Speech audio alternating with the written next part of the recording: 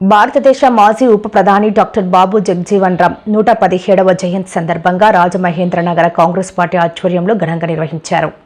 తూర్పుగోదావరి జిల్లా రాజమండ్రి చేపల బజార్ వంతెన వద్ద గల బాబు జగజీవన్ రామ్ విగ్రహానికి పూలమాలలు వేసి ఘన నివాళులు అర్పించారు. ఈ సందర్భంగా తూర్పుగోదావరి జిల్లా కాంగ్రెస్ పార్టీ అధ్యక్షులు టీకే విశ్వేశ్వరరెడ్డి మాట్లాడుతూ, బాబు జగజీవన్ రామ్ బీహార్ రాష్ట్రం భోజపురి జిల్లా చెద్వా గ్రామంలో 1908 ఏప్రిల్ 5వ తారీఖు జన్మించారని, బెనారస్ హిందూ విశ్వవిద్యాలయం, కలకత్తా విశ్వవిద్యాలయంలో విద్యను అభ్యసించారని, భారతదేశ స్వాతంత్ర పోరాటంలో పాల్గొన్నారు. అంటరానితనంపై పోరాడి అంటరానితనాన్ని రూపుమాపడానికి కృషి చేసిన మహోన్నత వ్యక్తి అని కొనియాడారు. రాజమహేంద్రవరం నగర కాంగ్రెస్ అధ్యక్షులు అబ్దుల్లా షరీఫ్ మాట్లాడుతూ, స్వతంత్రం వచ్చిన తర్వాత పాకిస్తాన్, చైనా, బంగ్లాదేశ్ దేశాలతో యుద్ధాలు జరుగుతున్నప్పుడు డాక్టర్ బాబు జగజీవన్ రామే రక్షణ మంత్రిగా ఉన్నారని, ఆయన సేవలు మరవలేనివని, భారతదేశం గర్వించదగ్గ బిడ్డ అని అన్నారు.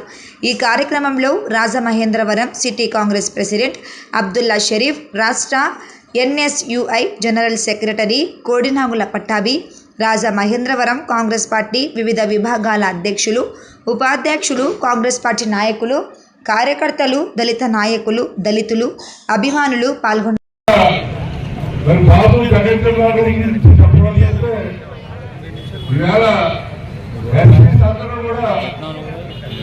మరి ఇక్కడ ఇంత గౌరవంగా హ్యాపీగా ఉండగలుగుతున్నారంటే కారణం బాబు జగజీవన్ రామ్ గారు అని చెప్పాలి.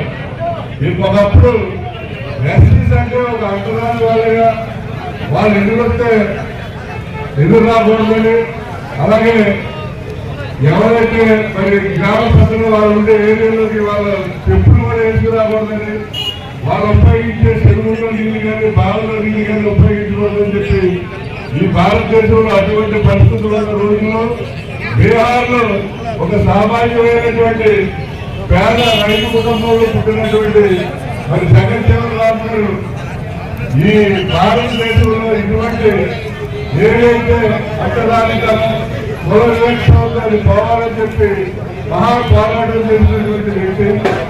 ఆయన వల్ల ఈవేళ